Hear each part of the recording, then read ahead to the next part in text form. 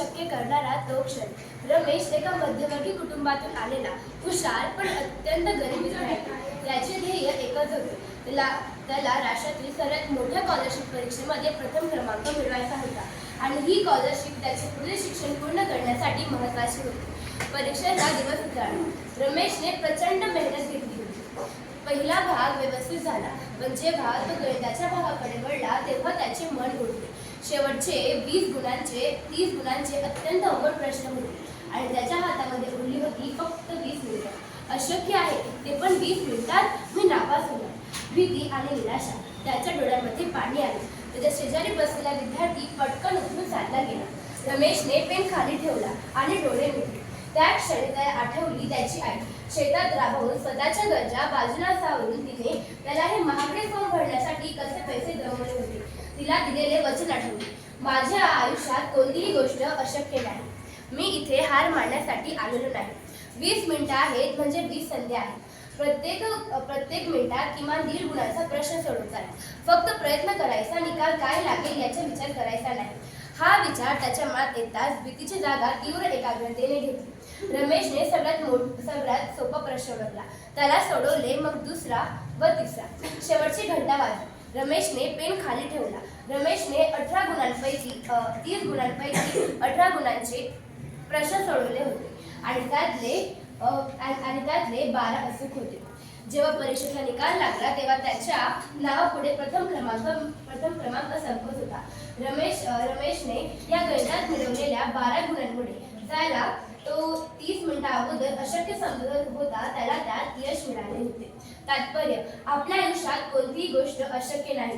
परिस्थिती कितीही कठीण असो, मात्र आपण आपली जिद्द व ध्येय सोडायचे नसते. धन्यवाद. नाव कार्तिक रामदास पाटील. मी आता 9वीचा विद्यार्थी. फार वर्षापूर्वीची गोष्ट आहे. भारतातील एका सुंदर गावात जेथे प्रत्येकाच्या घराच्या दारात सुंदर अशा रांगोळ्या काढल्या जात होत्या आणि सकाळ व संध्याकाळ मंदिरातून भजनाचा आवाज येत होता. ये ओ विठ्ठले माझे माऊली ये. त्या गावात अद्वैत नावाचा एक तरुण राहत होता. अद्वैतला आधुनिक युगात फार रस होता आणि पाश्चात्य संस्कृतीचे आकर्षण होते. त्याला असे वाटत होते की आपली भारतीय संस्कृती ही खूप जुनी झाली आहे आणि त्यात काहीही नाविन्य नाही. एके दिवशी त्याचे आजोबा, जे गावातील सर्वात ज्ञानी व्यक्ती होते, त्यांनी अद्वैतला आपल्या जवळ बोलावले व म्हणाले, हे बघ अद्वैत, आपली भारतीय संस्कृती म्हणजे केवळ जुन्या चालत आलेल्या रूढी किंवा परंपरा नाही, तर ती एक खोलवर रुजलेली जीवनशैली आहे. ती कला आहे, ते मूल्य आहे आणि ती आपल्या आत्म्याचा एक आरसा आहे. अद्वैतला आजोबांचे बोलणे पटले नाही. त्याने प्रश्न केला, पण आजोबा, या आधुनिक युगात आपली भारतीय संस्कृती कशी उपयोगी पडेल? आजोबा हसले व म्हणाले, मी तुला एक गोष्ट दाखवतो. ते त्याला गावाबाहेरच्या एका प्राचीन मंदिराकडे घेऊन गेले. मंदिराच्या भिंतीवर सुंदर कोरीवकाम केले होते, ज्यात पौराणिक कथा आणि नृत्याच्या मुद्रा कोरलेल्या होत्या. त्यानंतर त्यांनी एका शिल्पाकडे बोट दाखवला व म्हणाले, हे बघ अद्वैत, हे शिल्प आपल्याला अहिंसा परमो धर्म शिकवते. ही आपली कला आहे, जी आपल्याला आपल्याच कलागुणांची आठवण करून देते. त्यानंतर ते त्याला एका नृत्याच्या कार्यक्रमाला घेऊन गेले, जिथे नर्तकी पूर्ण समर्पण भावाने भरतनाट्यम सादर करत होत्या. नृत्याहून करुणा, प्रेम आणि भक्तीचे भाव प्रकट होत होते.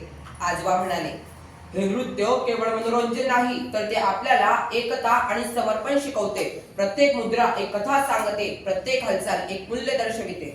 अद्वैतने पाहिले की कसे नर्तकी पूर्ण समर्पण भावाने नृत्य सादर करत होत्या. त्यांच्या चेहऱ्यावर एक वेगळी शांती होती. त्याने पहिल्यांदाच आपल्या भारतीय कलेची खोली आणि तिची ताकद जाणवली. थोड्या दिवसात गावात एक मोठा उत्सव होता. सर्वजण एकत्र जमले होते. अद्वैतने पाहिले की कसे स्त्रिया एकत्र बसून रांगोळ्या काढत होत्या, तर पुरुष मंडळी मंदिराचे काम करत होती, तर लहान बालके मंदिराच्या प्रांगणात खेळ खेळत होती. अद्वैतला सामुदायिक भावना आणि प्रेम याचे महत्त्व देखील पटले होते.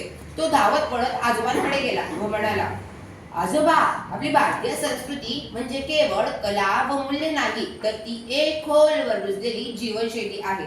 ती अशी एक ऊर्जा आहे जी आपल्याला सतत एकत्र बांधून ठेवते. आजोबांनी त्याचे खूप कौतुक केले व त्याला आशीर्वाद देखील दिला. या कथेमुळे अनेक लोक खूप प्रेरित झाले. तर तात्पर्य असं आहे की आपली भारतीय संस्कृती केवळ कला व मूल्य नाही, तर ती एक खोलवर रुजलेली जीवनशैली आहे. ती आपल्याला प्रेम करायला शिकवते. ती आपल्यासोबत कालही होती, आजही आहे आणि उद्यासाठी एक उत्तम पाया रचत आहे. धन्यवाद. नमस्कार, माझ्या गोष्टीचे नाव आहे भाकरी. एकदा एक अत्यंत गरीब माणूस होता. तो इतका गरीब होता की तो 2 वेळचे जेवण सुद्धा करू शकत नव्हता. तो उदास होऊन एका झाडाच्या खाली बसलेला होता. तेव्हाच त्याला एक ज्ञानी महाराज तिथून जाताना दिसले. तो तिथून उठून त्यांच्याकडे गेला आणि त्यांना विचारू लागला, महाराज, तुम्ही इतके ज्ञानी आहात, विज्ञानी आहात, आता सांगूनच द्या की माझ्या नशिबात नेमकं लिहिलं तरी काय आहे, कारण की मी 2 वेळचं जेवण सुद्धा करू शकत नाही. तेव्हा ते महाराज 2 मिनिटं तपश्चर्या करतात आणि काही वेळाने डोळे उघडतात आणि ते त्याला सांगतात की आता तुझ्या आयुष्यातला फक्त 20 भाकरी उरलेला आहे. त्या 20 भाकरीनंतर तुला काही भेटणार नाही. तेव्हा तो माणूस म्हणतो की महाराज, या 20 भाकरी जर तुम्ही मला आताच दिल्या तर खूप बरं होईल, कारण की मी माझ्या आयुष्यात कधी 2 भाकरी सुद्धा बघितलेल्या नाही. तेव्हा महाराज त्याला चिडून म्हणतात, हे काय बोलतो आहे तू? तुझ्या आयुष्यात फक्त 20 भाकरी उरलेल्या आहेत आणि त्याच्यामधल्या जर तू सगळ्या आताच घेशील तर तुझं नंतर आयुष्यात काय होईल? तेव्हा तो माणूस म्हणतो की महाराज, मी माझ्या आयुष्यात कधी 2 भाकरी बघितल्या नाही. मला जर 20 भाकरी भेटल्या तर खूप बरं होईल. ते त्याच्या शिष्यांकडून सोय करून कशा 20 भाकरींची सोय करतात आणि ते त्याला देतात. तो बघून खूप खुश झालेला असतो. तेव्हा त्याने पहिले अर्धी भाकरी खातो, मग 1 आणि मग नंतर 2 आणि त्याचं पोट आता भरलेलं असतो. तो विचार करतो की आता मी ह्या 18 भाकरीचं करू तरी काय? तेव्हा त्याला त्याच्यासारखाच एक गरीब माणूस दिसतो. तो त्या माणसाला सांगतो की आज माझ्याकडे 18 भाकरी आहेत, त्याच्यामधल्या 2 भाकरी तू घे. आणि तो गरीब माणूस अनेक गरीब माणसांना बोलून आणि त्यांना सांगतो की आज त्याच्याकडे भाकरी आहेत आणि ते सर्व तिथे भाकरी खातात. त्याचे हे कार्य बघून अनेक श्रीमंत लोक त्याला भाकरी आणून देतात आणि जेवणही आणून देतात आणि तो त्याच्यामध्ये त्याला लागायचं तितकं खायचा आणि परत सगळं वाटून जायचा. त्याच माणसाने त्याला घर काढून दिले. त्यांनीच त्याचा व्यवसाय सुरू करून दिला. आज त्यांनीच त्याचा व्यवसाय सुरू करून दिला. तेव्हा ते साधू महाराज काही वर्षांनंतर तिथे परत येतात आणि ते आश्चर्यचकित होतात, कारण की त्याने तिथला एक मोठा मंडप उभा केलेला असतो आणि तिथे हजारो लोक जेवण करत असतात. त्यांना काही सुचत नाही आणि ते त्याला जाऊन विचारतात की हे कसं काय झालं. तेव्हा तो म्हणतो की महाराज, जेव्हा तुम्ही मला 20 भाकरी देऊन गेलो तेव्हा मी 2च खाऊ शकलो, बाकीच्या मी गरिबांना वाटल्या आणि काही श्रीमंत माणसांनी मला अन्न देत गेले आणि त्याच माणसांनी मला आज घर बांधून दिलं, बंगला बांधून दिला आणि व्यवसाय सुरू करून दिला. व्यवसायाची पत्नी बघता आणि आज मी हजारो लोकांना जेवण देत आहे. याचे हे तात्पर्य आहे की आपण जर कोणाला दिले, का हा निसर्गाचा नियम आहे की आपल्याला ते दुप्पटीने भेटते आणि असं नाही की आपल्याला ती गोष्ट तोच माणूस दिली. आपण असं म्हणतो की या माणसाला मी मदत केली पण त्याने मला धोका दिला, पण असं नसतं. ही आपल्याला निसर्गातून भेटत असतं. धन्यवाद. नमस्कार विद्यार्थी मित्रांनो, माझे नाव यश मनोहर देवले. मी इयत्ता 6वी हिमालय गटात शिकतो.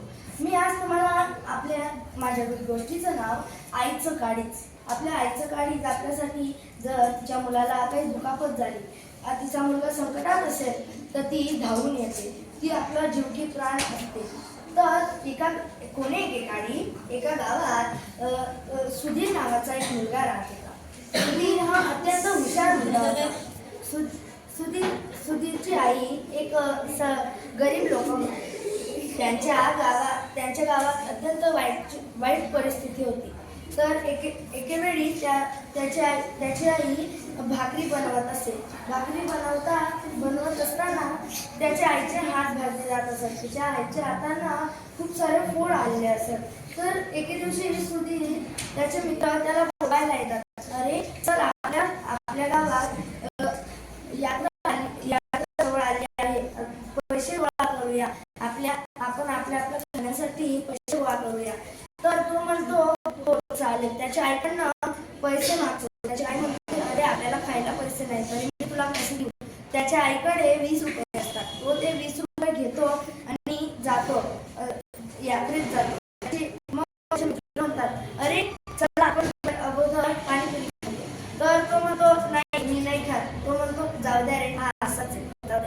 जे लोक खातात तो फक्त तोंडाकडे बघतो.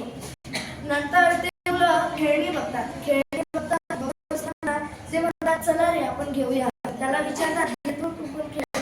तो म्हणतो "नाही, मी नाही घेत." मग ते म्हणतात अरे असं का करतोस? आता आपण यात्रेत आलो आहोत तर मग काही तर घ्यायला जमणार नाही. मग एका भांड्याच्या दुकानाकडे भांड्याच्या दुकानावर तो विचारतो, "काका, भाकरी भाकरी भाजायचा चिमटा आहे का तुमच्याकडे?" ते काका म्हणतात हो आहे. कितीला आहे?